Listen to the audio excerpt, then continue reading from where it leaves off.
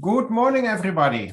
Welcome to today's lecture by Mérouane in our One World Signal Processing seminar series. It is my great pleasure to introduce Mérouane to you today. But first, I would like to ask you later on to switch off your video. And if you want to ask questions to Mérouane, please post them in the chat. I will then read them aloud after Mérouane's talk. But first, let's introduce Mérouane. Mérouane received his master and doctoral degrees from the École Nationale Supérieure in Paris, and he was with Motorola Labs also in France. And in the early millennium, our roads crossed each other at the Telecommunications Research Center in Vienna, where we were colleagues.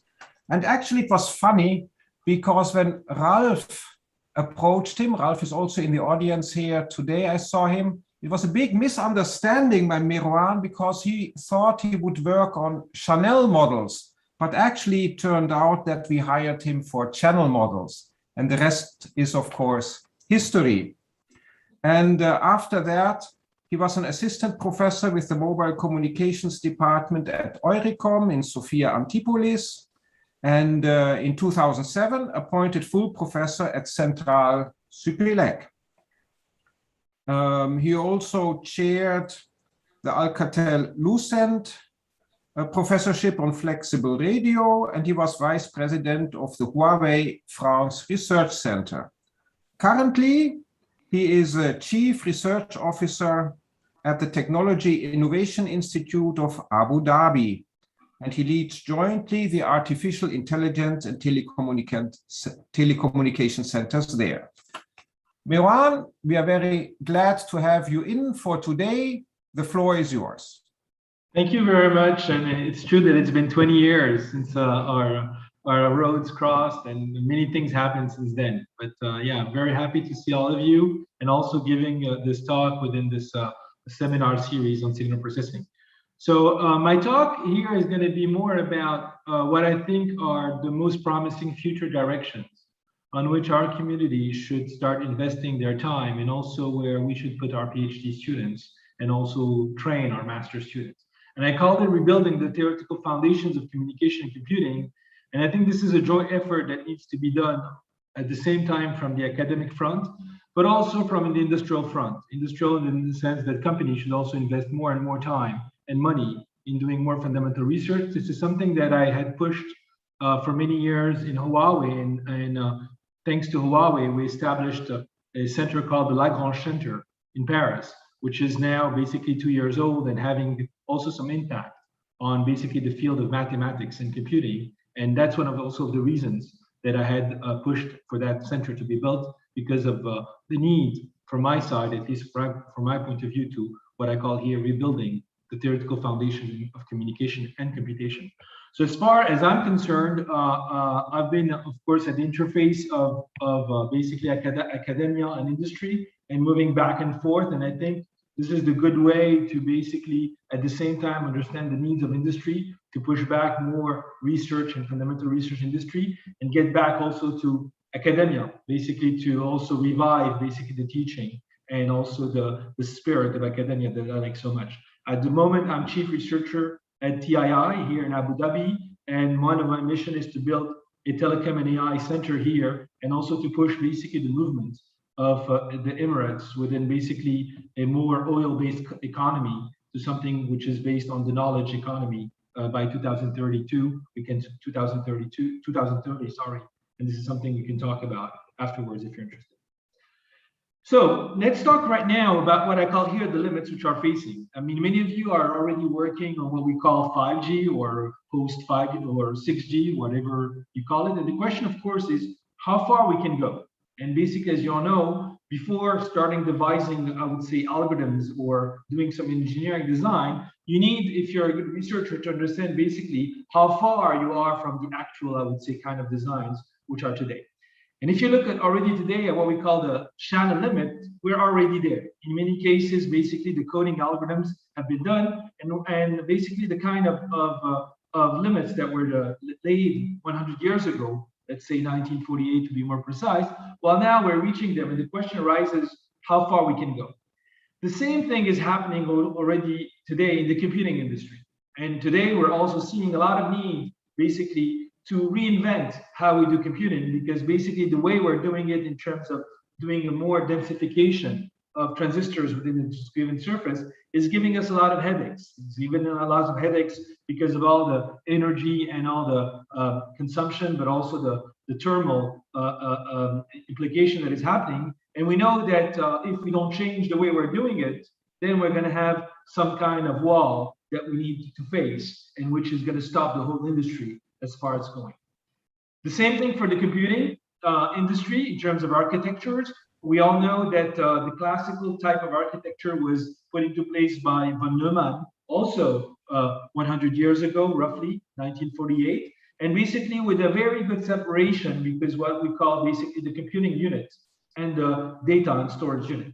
Today, we're seeing, of course, some kind of convergence of the computing and data, and especially the fact that we're moving much more data within a network, and that costs us a lot of time and energy and delays. And we know that we need to move the computing where the data is, and not where the data towards the computing. Of course, this is leading a lot of nice research around in-memory computing, but also we're looking at the whole way, the architecture of how things are being done today in another way. And so when I started working in Huawei, we realized quite rapidly that we're facing a couple of walls if we want to extend basically the realm of 5G towards. And these, I've been listing them here, are related to what I call here the memory wall, the logic wall, the power wall, the thermal wall, and interface wall. And basically, we know that at the moment, we're just scratching the surface, and the gains that we're seeing are just at the incremental, I would say, side, and not the 10x, 100x, or even 1000x that people are looking at. And one example is basically what happened in 2010 with energy efficiency networks. If you remember, there was a big consortium called Green Touch, for which the target was to reduce the energy consumption by a factor of 1,000 with networks. And when we see where we are today, we only scratch the surface on how we can do it. And this is, of course, posing a lot of problems today in the deployments of 5G, and operators are already complaining by the consumption that is incurred by this deployment of 5G. Now, when we look at history, it turns out that the majority of work that we're doing today has been laid down already in 1948.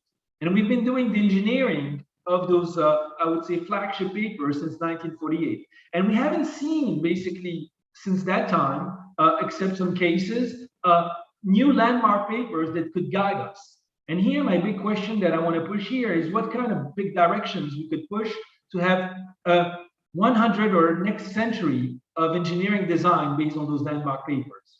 Of course, I think you're all familiar with the Nyquist sampling theorem, which dates back from 1924, Shannon's law, 1948, von Neumann architecture, 1946, Moore's law, 1965. I could pull also things on automatics related to Kalman around that period also. Wiener linear signal processing, which led also the field of linear signal processing in 1948. And if you see, since that time, we've been trying to engineer and build up the algorithms based on basically the kind of limits that they have pushed. And the question, of course, arises today is where to go. And of course, I think that fundamental mathematics and physics will play a key role in this direction. This is the purpose of my talk, to encourage you to spend more time on some directions which I think are very promising, and for which I think we have very, very few clues on how to solve them. And before going on those directions, I want to mention already two things which are quite important today. And I think they're having, of course, also an impact on the landmark papers that need to be built. If you look today at the new paradigms that we're having in communication, and what are the changes we had with respect to what we had 10 years ago? I think there are four big things that you're seeing in conferences today, which are big game changers, let's say. The first thing that we're seeing, of course, is that we are re-questioning the models. We're questioning the models, basically, is that the classical models of transmissions were based on an improvement of the communication realm with metrics, capacity, energy efficiency, coverage, whatever, by either trying to improve the TX, the transmitter, or improving the RX. We knew already before, many years ago, that the environment had a big impact on basically the kind of improvements we could get. The big issue we had with these issues is that changing the environment was a bit difficult. You can do it in a lab, and that's what you usually do. You add fans when you do experiments with USRPs and things like that. Or when you're outdoor in general, what you tend to do is try to move to be in a line of sight environment when you are in a non-line of sight environment. However, it tends to be quite difficult to change the environment to improve the capacity in some sense. Today, of course, we're seeing a lot of new ways of digitally being able to change the environment and make it a constructive environment. And this goes within the realm of what we call smart cities today, and where we're able to change the texture of an environment, texture of buildings in a digital manner, and make it easy, basically, to have an environment which becomes constructive in terms of interference rather than destructive. And of course, this is leading a lot of big technologies that you're seeing in many papers related to smart environment, ultramassive MIMO, large intelligent surfaces. Second thing, which I think is also a big game changer that we're seeing today, is the fact that memory and computing in the model is key. And we're trying now to exploit that. When you look at the classical Shannon's paper, you don't have any kind of memory which is embedded.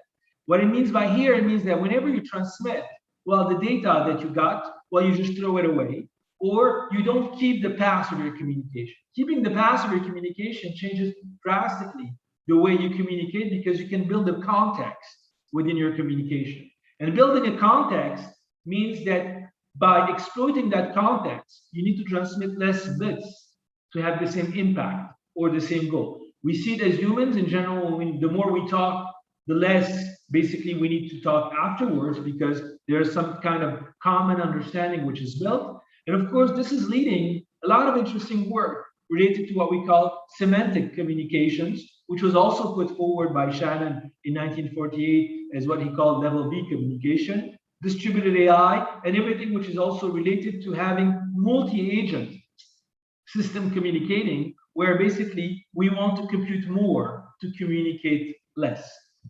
The third thing I think also, which is a big game changer in terms of communication paradigm, is the fact that today, thanks to the antenna design or new layouts on antennas that we have, the materials that we have, we're trying to explore new physics phenomena and moving from a classical realm of what we call massive MIMO to massive modes. And in the modes domain, you can explore a lot of things. So of course, this goes back to the fact that today, when you look at the Maxwell equation, the general far-field approximation of solving that equation was something that was quite easy by solving the Maxwell equation with the boundary condition by using exponential j omega t to solve it. However, we know that there are much more solutions to those Maxwell equations that you could exploit efficiently, not necessarily in terms of capacity. It doesn't mean necessarily that you will improve the capacity, but you will improve basically energy efficiency. You'll improve also basically the complexity or reduce the complexity of your receiver. For example, when you're starting to do terahertz or millimeter wave communication at 8 gigahertz, when you're having basically DSP and the kind of sampling rate at which you can work on, by going, for example, towards a massive mode type OAM type of transmission, you can reduce your complexity in some configurations, line of sight, for example. And of course, this is leading a lot of people working on OAM, decibel beams, holographic MIMO, thermodynamics of communication, but also people looking at photonics, because due to the fact that we're going into higher frequencies, we have two ways of solving problems. Is either trying to improve better the RF techniques towards those higher frequencies, or to see how those photonics techniques that the photonics community is quite familiar with, how we can adapt them to the RF domain. And the last one, which I think is also very important, is that the end-to-end, I would say, approach is back and not the layering approach. And by that, what I mean is that usually whenever we had discrepancies in our systems, hardware discrepancies, for example, power amplifiers which saturate, PAPR is one of them. Then what we do is usually we compensate. What I mean by compensating is that we go back to our comfort zone to become in a linear domain. Okay, and we do that because we didn't have the tools to solve those things. you go to the linear domain or to the low SNR approximation because you can't solve it. Now we know that this is extremely costly in terms of transmission to do any kind of back off or go to the linear or try to go back to their comfort zone. And of course, we know today that there are ways to solve those problems in a full nonlinear manner.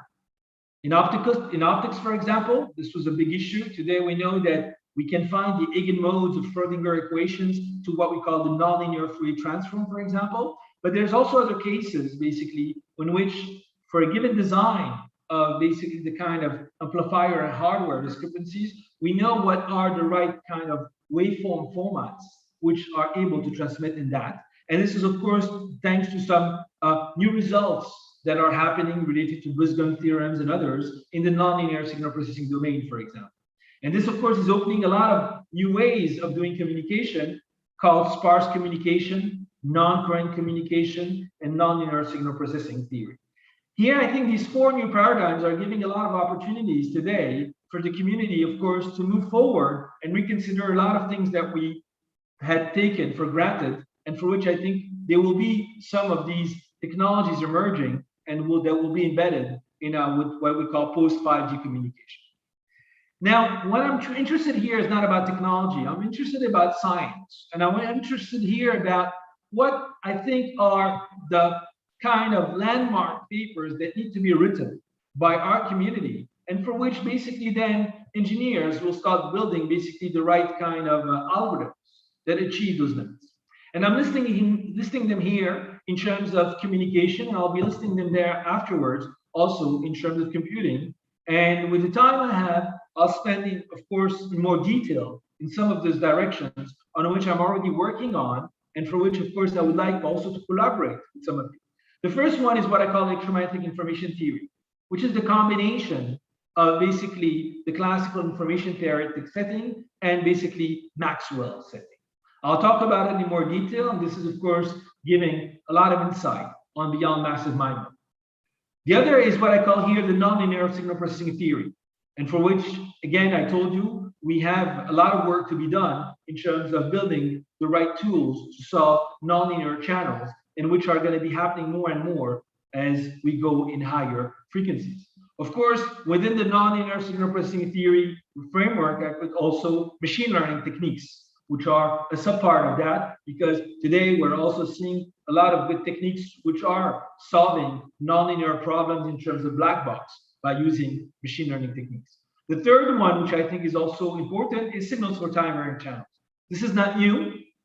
We have in our community of signal processing people, a lot of people have been working since a long time on basically building nonlinear time varying systems and looking at time frequency analysis, but it did not make it yet. And there are some reasons. Of course, many of you know that things date back to, in terms at least of communication, to Slepian, and we had these Slepian bases which were there, and for which we need to build a digital version of that. Today, we're seeing a couple of directions and technology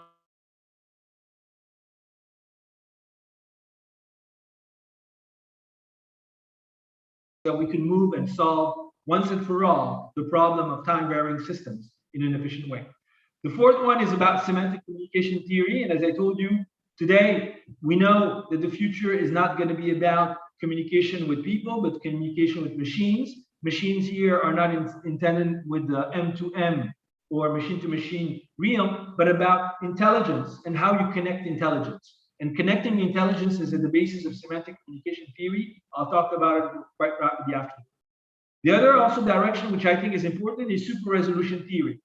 As you all know, localization has become a big issue for us. And the question arises today to know the numbers that we're kicking in here for the targets, for example, of 6G, of 1 centimeter localization, for example, indoor. Are these feasible? And if they're feasible, what kind of basically, I would say, kind of a framework or configuration is needed to get 1 centimeter localization, irrespective of the algorithm? Okay? Here, basically, the question arises is how far can you distinguish two objects within a given 3D space? This is something that has been already approached many years ago within a realm called super resolution theory. Of course, a lot of techniques are being used today with compressed sensing, but I think the classical framework of super resolution theory with noise is still lacking, and how basically in a noisy case, you can super resolve two objects within a given 3D space is extremely important for very general models.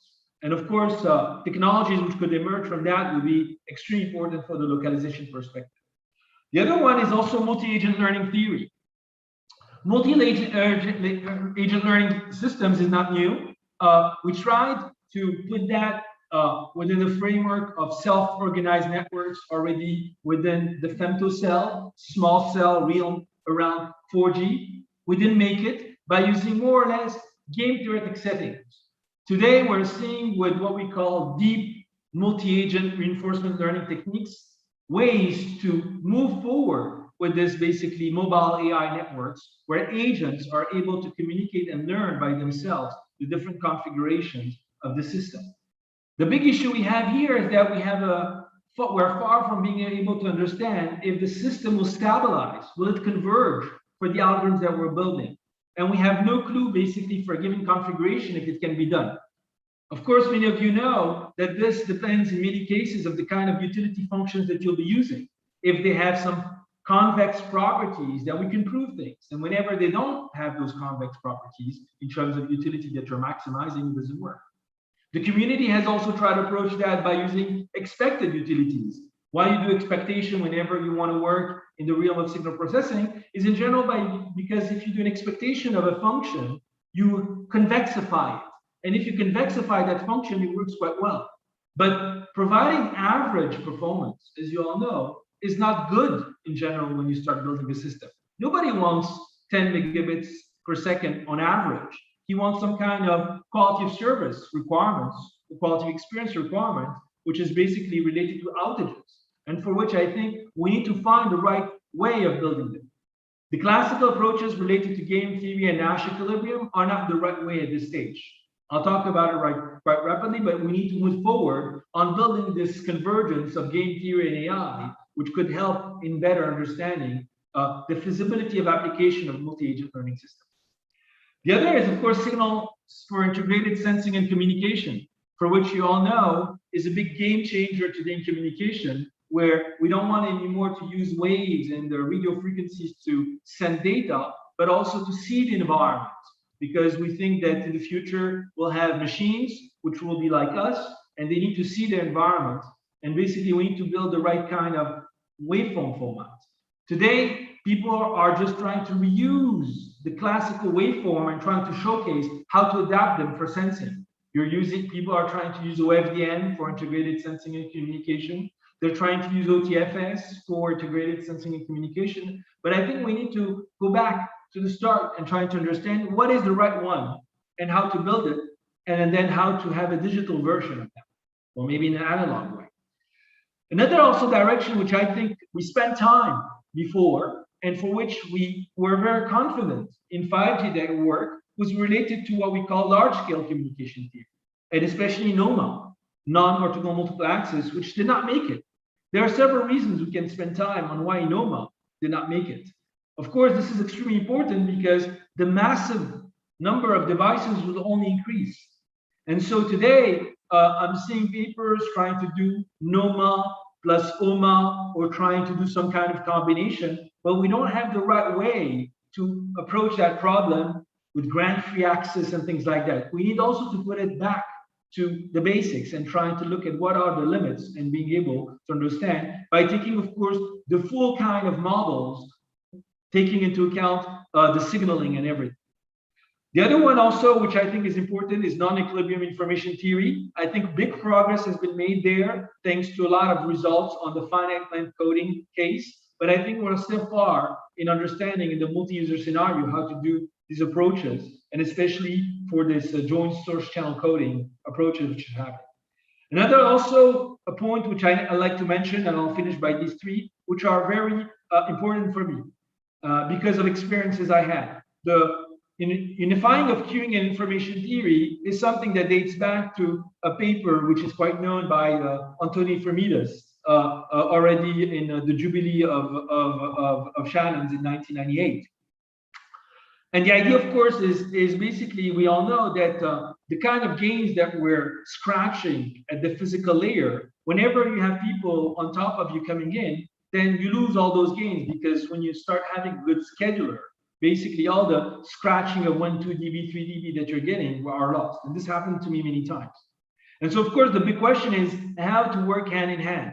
Cross layer has been there for many years. It did not work in.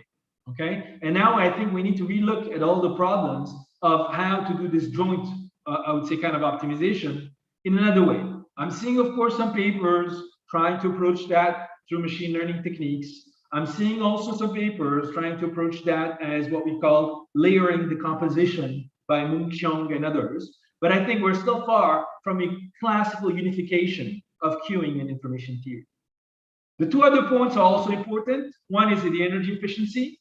I think people are moving today mostly in improving energy efficient communication by optimization techniques. Optimization is just getting you a small factor, maybe the best case, a factor of 5, 10, with sleep mode, whatever you want. But I think we haven't spent time in trying to understand what is basically the minimum number of joule needed to be able to send one bit from one position and compute it to another point. There's been some work which has been done in the 80s by people from IBM, Landauer and others, in terms of understanding what is the minimum energy that you need to erase a bit on a computer. Okay, it's related to ln of 2 joules if you want to spend time on that. And so we have some numbers around that, but we haven't been able to understand what is basically the limit or the low limit required in terms of energy, so that we know how far we are, and then what are the approaches we can build to look at this basically number of improving the energy efficiency. We're having what we call 0-watt devices in the future. And the last one, I think, which was there years and years and years and years, it started with blind methods in the 90s, with a lot of people working on a lot of different blind techniques in terms of improving the communication without training. Then a lot in MIMO in terms of doing non-current codes in terms of transmission. But I think today we are still, for beyond 5G or 6G, trying to reason in terms of signaling and packet format with a training sequence and a data sequence. I think we have the opportunity now to relook at the problem totally different and ask ourselves, why should we go back to our comfort zone where we have y equal hx plus n and trying to get back to an h which is known to solve one equation with 2 unknowns, which are the knowns in x, and not one equation with 3 unknowns. And so, of course, there are ways of doing that. We're seeing a bit of work on the non-current communication realm. And this is, of course, due to the fact that the decoding or the recovering of a signal becomes complex. But today we have the computing power to reconsider the way communication is done. And we know, by the way, that it's suboptimal. You all know typically that if your channel changes each block, then basically doing a training and data, then you cannot send any bits because it changes every time symbol. However, if you do on-off keying, basically with an energy detector, you can still send 1 bit per time symbol. So it showcases you that you're very suboptimal in the way you're doing. And we need to look at the problem, especially as we go into more and more into high mobility scenarios. So these, of course, were the scientific challenges. They are mapped, of course, to technologies. And I think today there's a bunch of technologies that are being there, but we have no clue how to map them and how far we are. And if, by the way, to be able to achieve the ultimate limits of these technologies that we're building, we need to change the signaling format of 5G to build up a new standard. I think, for example, the case of lease. Lease can be embedded in 5G. There's no reason why you cannot basically put a lease in a 5G environment with a new radio and build it, and it works. The question, of course, arises is that, do we need to change basically the standard in terms of packets, in terms of uplink, downlink signaling, so that we can exploit to the maximum that technology? And an example is massive MIMO. Massive MIMO has nothing to do with 5G. You can build it in 4G. However, if you start building it in 4G, immediately you start understanding that the kind of signaling which is in 4G does not enable you to go above roughly 32 antennas, dual polarized. You're limited because of the kind of training that you need to do. So you need to relook at the whole way you build up basically the kind of training that you do, going in a TDD mode and other things like that. And so I think this is the kind of work we need to do to see what are the limits of these technologies that are being built, and then look if there's a need for new standards to be built around that. And of course, today, if you look at the directions which are being built in terms of communications, there are, of course, some technologies which are being pushed and for which people have a lot of hype around that, and that goes to beyond OFDM, slip-link waveform, for example, with TFS and others, beyond capacity with age of information, beyond channel with semantic communication, beyond MIMO with ultra-massive MIMO, beyond OMA and NOMA, and you have some people working on different, I would say, new ideas around that, going back into this analog modulation or hybrid analog digital, around pervasive AI, also polar code 2.0, timing channels, which are coming back, spatial wave holography, terahertz communications, coded computation MOS network, joint sensing and communication, beyond cellular, which is becoming extremely important. There's no reason when we start going in a 3D format to get back into a cellular design. And there may be ideas of chemistry could be interesting in terms of understanding where would you put your cell so that you could maximize for a given frequency the range. And as you know, in chemistry, they have these notions of densification, especially when you have NaCl and things like that to be built. Line of sight millimeter wave communication using OEM, sub-Nyquist MIMO architecture, waveform focusing for which time reversal is one part of that, AI transceiver, localization, large intelligent surfaces, and channel charting. So on top of the scientific challenges for which I'm quite interested in, as you can see, there are also a lot of technologies today which are quite promising in terms of improvements. However, I think we need to get back into the start and give time to build the whole thing in a neat manner. What I said here for communication, but I'll spend more time in communication afterwards, because I'll just go roughly in the computing domain, but next time you invite me, maybe I could do a whole talk on computing also. It's happening the same in the computing domain. And if you are in a university, you'll see that the kind of differences that you have between the CS and ESE department is not existing anymore. And because basically there's a lot of interactions between computer science and electrical engineering today. In companies, it's the same way. If you look at telco companies, well, all telco companies are having now a lot of computing units and computing basically divisions, and also building computing chipsets, which means also that the fact that the blur between the two is disappearing. This is quite important. And the new computing paradigms are having an impact on our field. And here I'm putting what I think are the four type of paradigms. The first one is that today we understood that we need to move the computing where the data is and not move the data to where the computing is. And this is, of course, having a huge impact on the way we design our network, because our network were totally designed in moving the data every time to basically a central unit and doing the whole thing. And of course, this is improving or pushing some directions around in-memory processing, intelligent storage. We're also computing more to move less data, meaning generating local models from what we learned, and then doing compression so that we can generate the models that we learn, and then basically share those models to create meta models, and then have what we call here a common understanding and things like that. And I think this is also a very interesting direction. And of course, it's opening gates to intelligent networks in network computing. We're also using more computing to reduce latency and faults, all the kind of predictability that we're incurring with basically the fact that we can predict some phenomena, and therefore we can reduce a lot of latency by taking one step ahead. Of course, a lot of things were already done within the caching perspective, but the caching perspective, which was the big hype in terms of research from 2012 to 2000, I would say 18, 19, was mostly about prefetching data so that we could reduce basically the backhaul burden. However, here we can also do things which are more smart around clone computing and coding computing.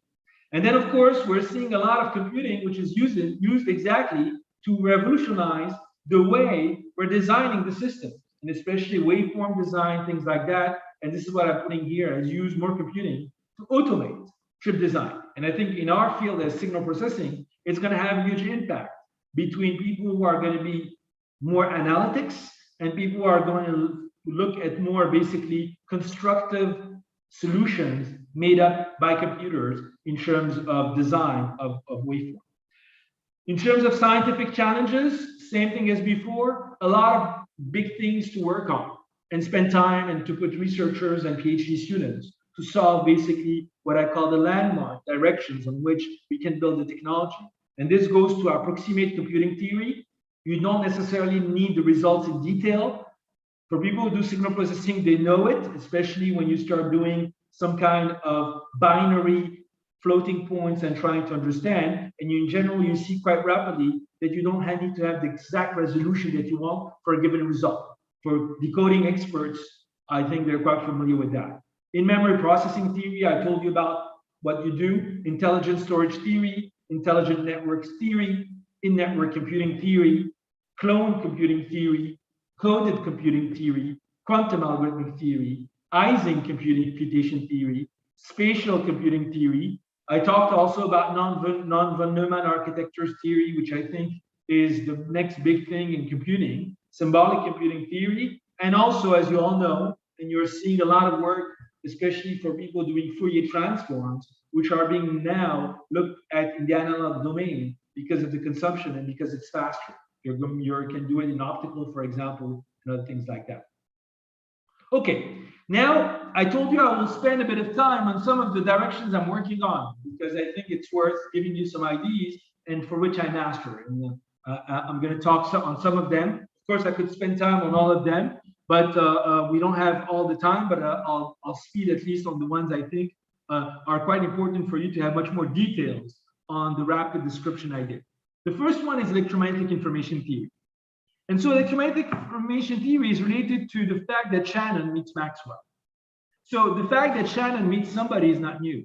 I think you're all familiar with this, with these famous titles where Shannon has been meeting nearly every discipline we know. He has been meeting Wiener, he has been meeting Carnot, he's been meeting Turing, he has been meeting Nyquist, he met also Kalman, he met many times.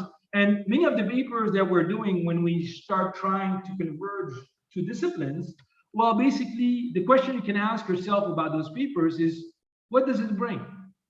If it brings only a new look at the problem or a reinterpretation without a new solution, then of course the industry will tell you, okay, this is good for you, but what does it bring? You just tell me that you interpret the results differently.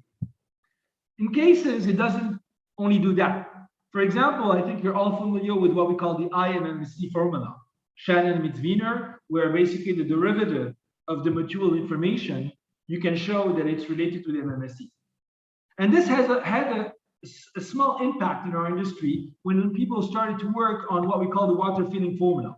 If you looked at the water filling formula, well, basically you all know that we have an issue with that. Why we have an issue with that is that you start doing your power and bit loading when you have what we call Gaussian signaling, but at the end, you're only transmitting basically fixed constellation, QAM. And then what you're going to do is some kind of approximation between your Gaussian kind of resolution of the problem on which you're going to find the power and the number of bits to the constellation. There's a loss. Of course, we all knew that to solve that problem, we needed to take the problem directly by considering basically that what we want to maximize is the mutual information for a given constellation or a set of constellation that we have. But if you do that, then it becomes extremely complicated to solve. And in fact, it gets crazy to solve. And so basically with this IMMC formula, I think you're all familiar with that, we're able to come up with a scheme to derive things differently. And by deriving the things differently, we're able to come up with algorithms that can derive that and came up with what we call the Mercury water filling formula, which dates back to some papers of 2005 of Verdu and others, showcasing basically that you can gain, to, in some cases, up to 3 dB. So here you have a clear case that by looking at the problem differently, you can only also get some new algorithms that will emerge. Now, of course, the fact that Shannon wants to meet Maxwell is not also new. There's been a bunch of papers showcasing that we need to merge the two. And I'm going to talk about the things and why now it has become important. So of course, the first guy who already questioned the fact that communication theory was too much related to mathematics was Gabor. Gabor, as you all know, is quite famous with the hologram. By the way, now we're doing holographic MIMO. And basically, in one of his papers called Communication Theory and Physics, he points out that basically there is something that is missing because we have antenna designs. And with these antennas, they're occurring with different kind of models and channel models that you have because you have new boundary conditions that are being built. And basically, this changes the whole way you're going to be doing your transmission. And so here, the idea of this electromagnetic information theory is, of course, to embed the whole system by taking also into account basically the layout of the antennas that you have in the full system in terms of transmission. Now, of course, what are the challenges and opportunities with that? Well, the challenges and opportunities is that you're changing drastically, basically, the classical approaches of looking at the classical Rayleigh feeding approach, because you have now the computing power to go into detail of all the different equations and going into a very specific way of understanding and looking totally differently on how much degrees of freedom you can pour in. So this is some things I worked with my colleague Luca Sanguinetti and also Marco Di Renzo and others since a couple of years to try to understand better how the general EM theory works. Of course, many people have approached this problem, even my colleague Ralph Muller, looking at load modulation and looking basically at circuit theory to do some kind of representation. And in general, you do these kind of representations and you try to find some kind of representation to solve it, because if you go deep into the equations, it's ugly and you don't want that. And this is one of the reasons we jump quite rapidly into these statistical models, because if you start digging into these equations, then at the end, you just say, I'm going to do a simulator to start writing things up. But here, I'm going to give you two examples why I think it's important to go back and dig and relook at all the conclusions we had. If you look at the degrees of freedom of line of sight MIMO communication, and if you look, of course, at the classical far field approximation, then we all know that in a line of sight communication, you have basically degrees of freedom, which is 1. And what you had basically is a full array gain, which is related to the number of receiving and transmitting antennas. And this is, of course, a direct consequence of the classical plane wave model. Now, today, within the realm of the frequencies that we're using, within the realm of the antennas that we're using, there's a lot of questions that needs to be asked with respect to the plane wave model, which is not consistent anymore. And if you look at the true degrees of freedom in this very specific case, where you have basically an antenna layout of 0.2 meters, receiving antenna of 2 meters, a distance of 10 meters, you can see that depending on the wavelength, you get up to degrees of freedom of 40. And this also showcases you that the way you will also start going into your system and attacking your system is going to be totally different from what we knew before. Of course, this is due to the fact that there's been a lot of progress which has been done by our colleagues of antennas and propagation.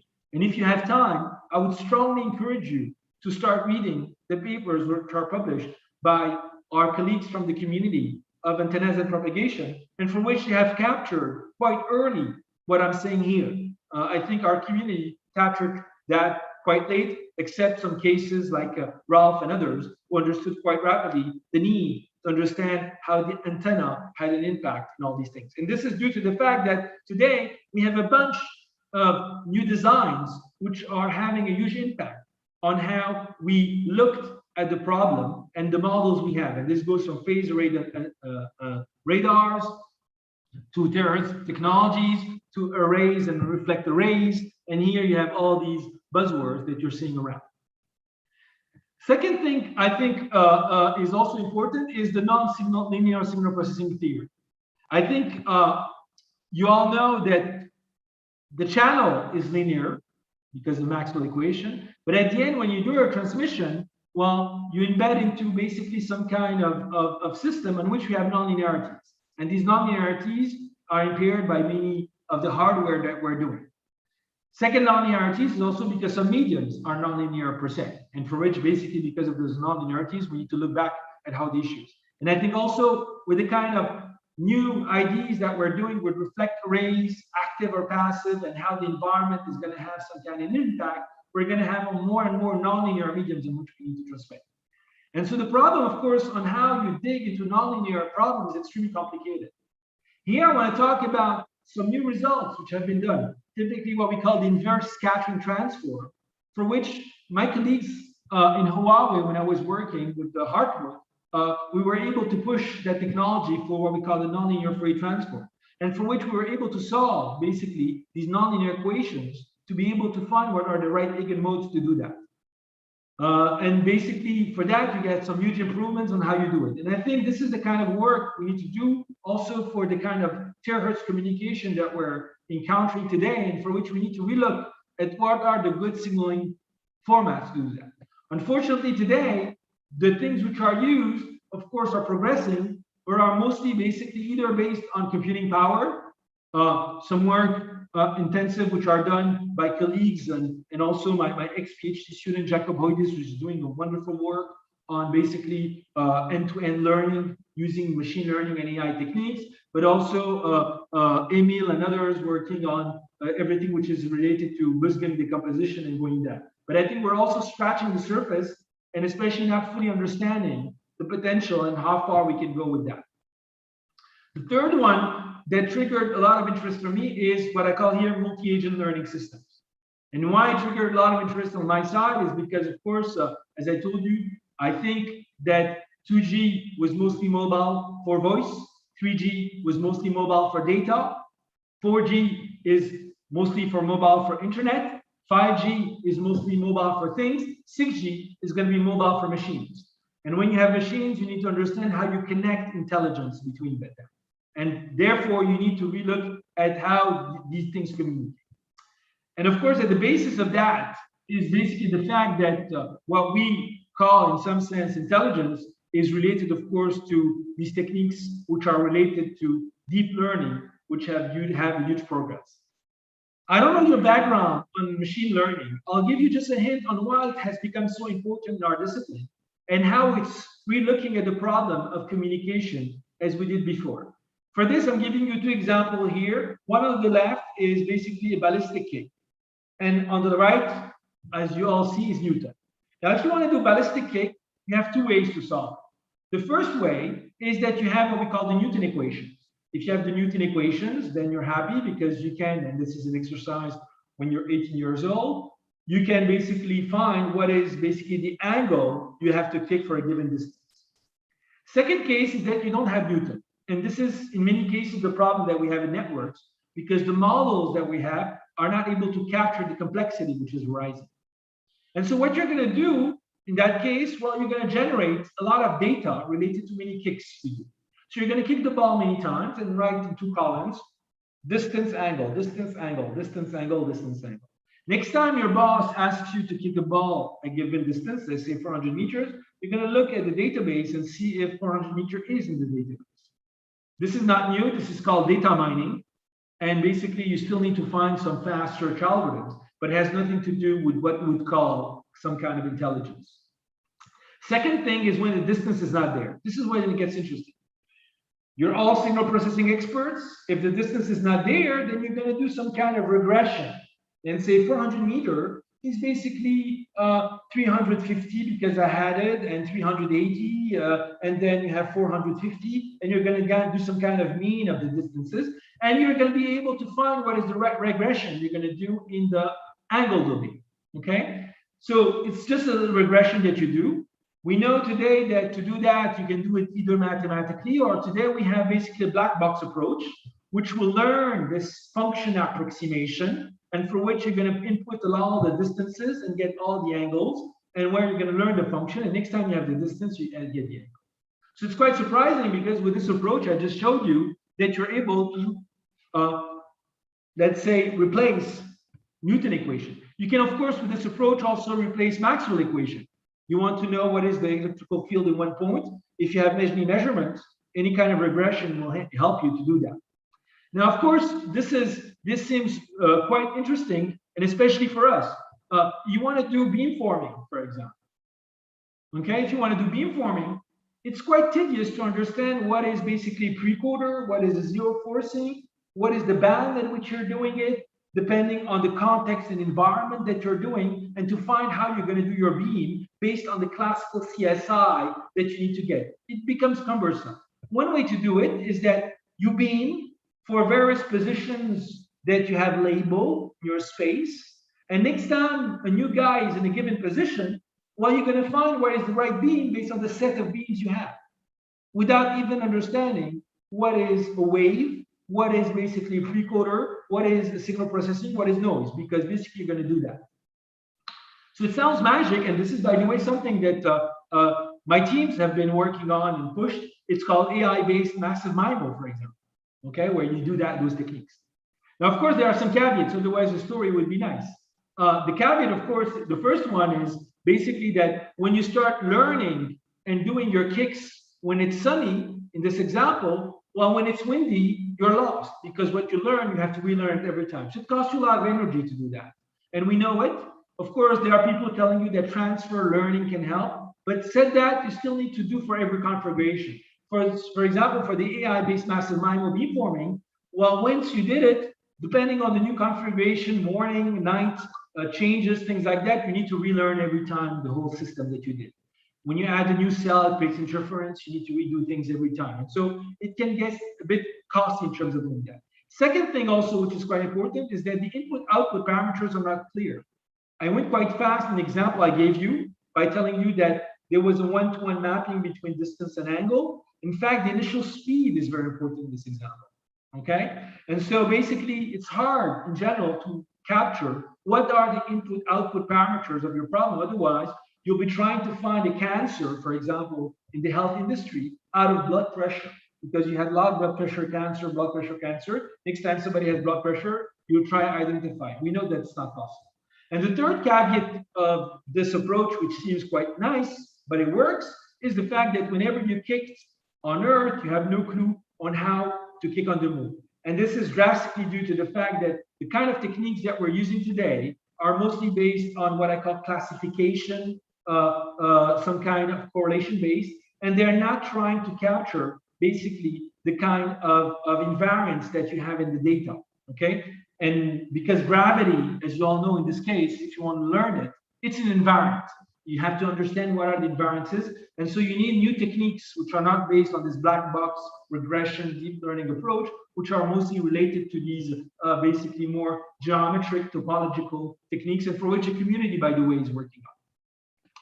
And so why I insisted on that is because still, with all the caveats I insisted on, there's a lot of tremendous, of course, opportunities with that.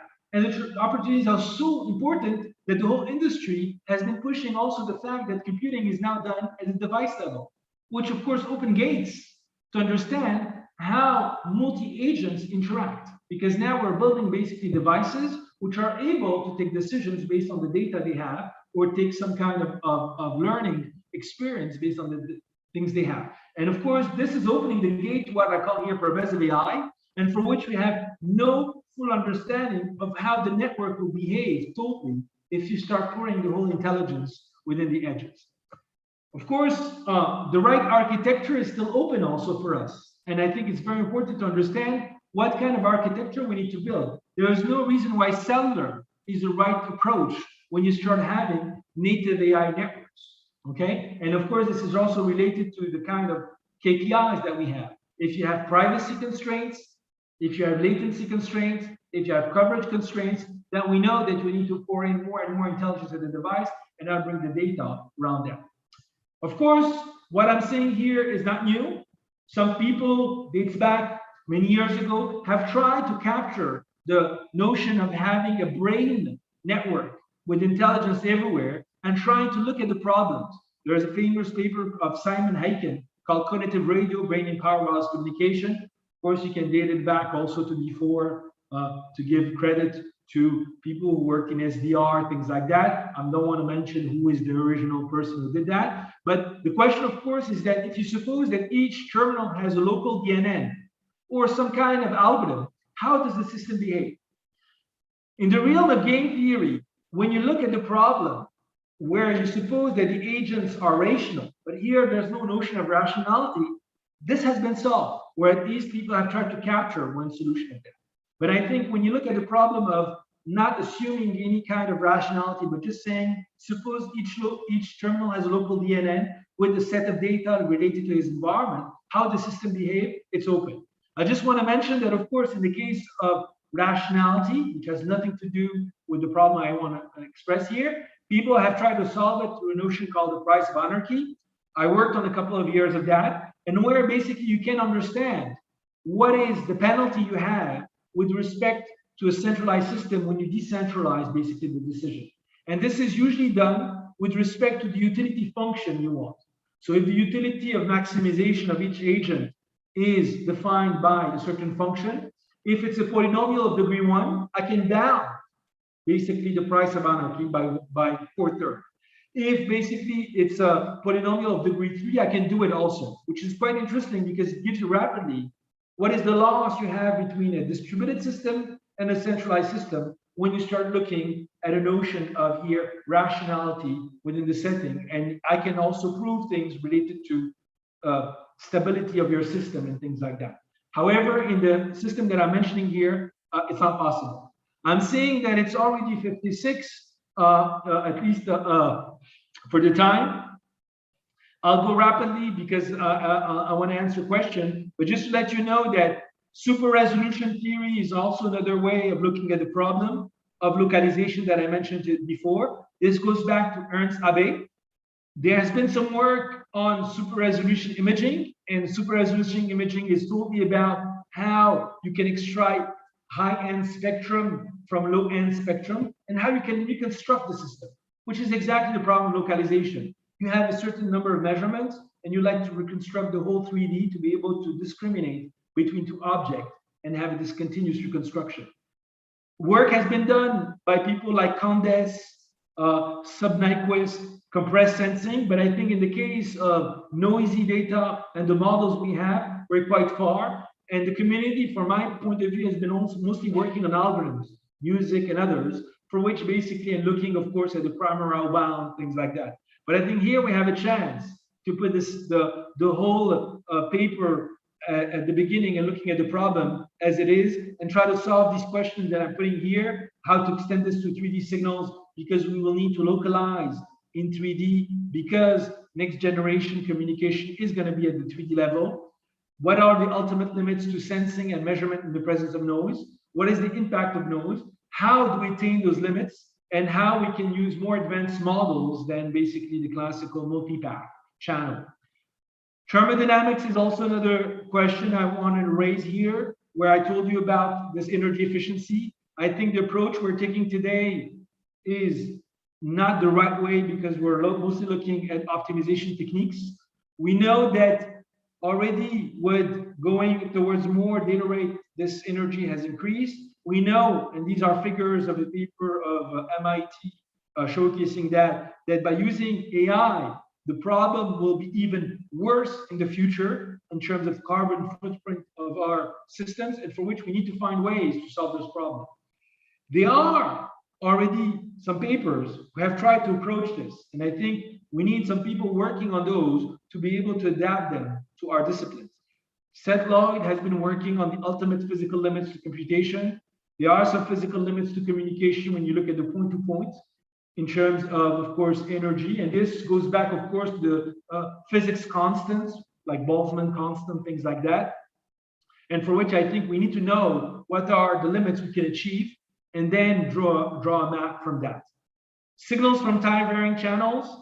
You're all familiar with WebDN. Today, we have an issue because of the high mobility. Slepian had been working with Lando, Polak, and others already on these cases, for which we're trying to build these sequences, but in a digital manner, they don't work well. And I think we need to find basically other ways of solving the problem in different ways related to that. Semantic, I talked about, I will not mention it because I'm not a specialist on that, but my colleague Jean-Claude Belfiore has been working many years on this problem of creating a context between two machines and how basically you built up a common understanding by some kind of joint models.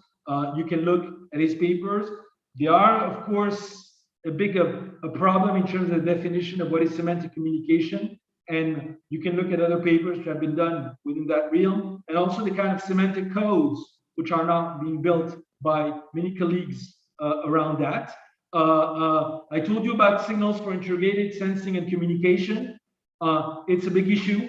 I think we should not just stop on the OFDM and OTFS solution, but try to look exactly at the whole problem and design that waveform exactly for the needs we have. And here you have a couple of works which have been done around that. There's information and communication networks in terms of unification. I talked about it also quite rapidly. And I told you, it's not new. It's been there for many years. We all stepped on that at one moment in our life. We all tried to do some cross-layer design. We all tried to talk to the networks guy to help us in EU projects or other projects in which we've been involved. And every time, of course, the solution was not the right one. And there was also always some suboptimality. I think we need to go back to the solutions which are the right ones. Of course, I like to mention that some results have been trying, or some approaches have tried to solve that. There's a nice paper on layering as optimization decomposition, because when you start doing these layering, it becomes an optimization problem. There's been also a lot of work on all these AI approaches, but I think we're still far from getting the solution that we want. Non-coherent communication theory, I think also many of you are familiar with that, especially the signal processing guide, where in general, you want to embed your information in some kind of environments of your channel by looking at some Grassman approaches. And there's now, I see in the community, which is quite nice, a lot of papers which are now trying to solve the problem through some kind of Grassman manifolds and trying to look at how to build those non-coherent waveforms. I think I'll stop here because of the time I have and answer your questions related to my talk. Thank you so much, Mérouane, for your enlightening talk. You raised many, many issues. I collected a couple of questions. The first one is formulated by Ralf Müller from Friedrich Alexander University in Erlangen. Move to compute to where the data is. Isn't that the opposite philosophy as cloud computing? Do you think this trend will reverse? I know, for example, that the European Space Agency is actually reversing the trend. What is your opinion? Yeah, I think the trend will be reversed. So I'm not sure that the whole trend will be by moving everything from the cloud to the edge and looking at all these issues of doing everything on the edge. But I think there will be a big movement shift and maybe an equilibrium. Why? Because there are still some reasons, in some cases, why a cloud approach would make sense. And there are also many reasons why basically you would do everything by moving the data where the compute is. In terms of energy efficiency, this is the way it's done. I mean, you lose a lot of energy by doing this transfer. I think the cloud approach today has a lot of caveats. We're seeing it for privacy reasons that I told you before. Latency is becoming a big headache for the next KPIs of wireless communication, and for which we know that we cannot anymore go back. And so we need to get back in approaching more and more the data, and which makes sense because basically at the end, it's not so much the data which matters. It's basically the kind of models that you capture. Even if you take the case of GDPR, which I think you're all familiar with, I think GDPR, for example, is missing something. It's not the fact that data is going out from Europe.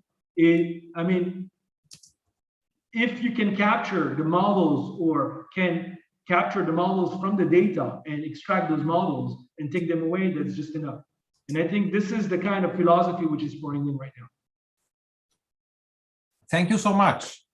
I have a second question from Thiago Rado from Technical University in Eindhoven, the Netherlands. Do you think optical computing technology can play a key role in order to solve some of the wall limitations? Yes, definitely. I strongly believe in optical, to be honest. So I think, yeah, definitely optical is the right way to go. The only problem in general with optical, as you all know, is that basically you need to design. So basically, first, the form factor is not great. So having something that you can put on a smartphone is a big issue. And second, also the kind of operation that you can do in general is quite limited to some specific operation that you can do, diffraction or whatever. So if you want to do a Fourier transform, for example, or things like that. But we're seeing a lot of startups building what we call OPUs, optical processing units. You had, of course, CPUs, GPUs, now OPUs. So I think progress is being made, and I strongly believe in that. The big question is, of course, the kind of architecture, which is basically domain specific, whereas we would like to have it all domain. And digital, as you all know, electronics help with the transistor to do that. But I strongly believe that we will have more and more specific kind of processing to be done, and for which we will be building specific optical computing units for that. I have a third question from Nikolai Shilov. There are several Nikolai Shilov in our community, so I cannot tell you which one it is this time. Could you elaborate a little, what do you mean by approximate computing theory? Yes. So basically here, what I mean is basically when you want a result, the question that arises is basically what is the right approximation in terms of numbers going from floating point, and what are basically the number of digits that you need to do that. And this has been something quite general, because it turns out that to get a gain of a factor of 10, you don't necessarily to have a very good specific approximation of your result to do that. This is in general much more general than just approximate computing theory. You have it in basically when you start learning, estimating any kind of function. You want to estimate h, but you want to compute the inverse of h, and you ask the question, well, if I estimate h, what is the resolution to have a good estimation of the inverse of h? And you need to build basically different things to be able to approximate those numbers and find what are basically the amount of bits that you need to have in terms of resolution of your bits. Of course, in computing, when you multiply two numbers to get a third number, this is a general framework that has been built already by mathematicians. We have already some results on if you want to approximate the final number with the multiplication of 2, what is the right approximation you need to do for the both to get the approximation for the final number. Yeah. Okay, thank you so much. I have a couple of more questions here, but I select the last one for the sake of time by Reuben. Isn't the Busgang decomposition approach essentially a nonlinear approximation to model nonlinear effects of extreme quantization with one or just a few bits? Or do you imply that it could offer performance improvement over or match the performance of current linear processing methods with not so extreme quantization, apart from the hardware complexity reduction, of course? So my claim was not to tell you that this is the right approach. I told you this is what. I have a couple of more questions. Isn't the Busgang decomposition? Yeah, sorry. So my claim was not to say that this is the approach to be done. I said that we need to go back to looking at new non-signal processing approaches to solve the problem. The issue now today is that these are the kind of directions which are being used, and I think they're far from suboptimal. One I told you is AI, in terms of you don't care, you look at the whole channel by taking the hardware, and you try to learn the hardware and the channel and approximate this nonlinear function and find what is the kind of waveform. The other approach, which I saw also in some papers, is this Busgang approach. It's improving, of course, but I think it's far from what we could do. I don't think it's the right way to solve, for example, the problem of nonlinearities in massive MIMO, but at least for what we're seeing today, it's improving things. But my claim was to say that we need to go back into looking at the whole model and try to understand its nonlinearities, and either try to find what are the eigenmodes for that nonlinear channel with those specific hardware things, or come back with a general theory, which some people are working on, which says basically, if you have a general channel which is basically integrable blah, blah, blah, then this is the kind of solution that you can map to it. Thank you so much. Let's thank Mérouane for his enlightening lecture and answering the questions today. I would like to remind everyone that the next talk in the One World Signal Processing Seminar is by Visa Koivunen on Wednesday. Please note Wednesday, September 22nd. And the topic is waveform design for integrated sensing and communications. I also noted that several people in the audience tried to join around 11 o'clock. And I believe this is because of a miscomputation of the starting time. So please note exactly the starting time.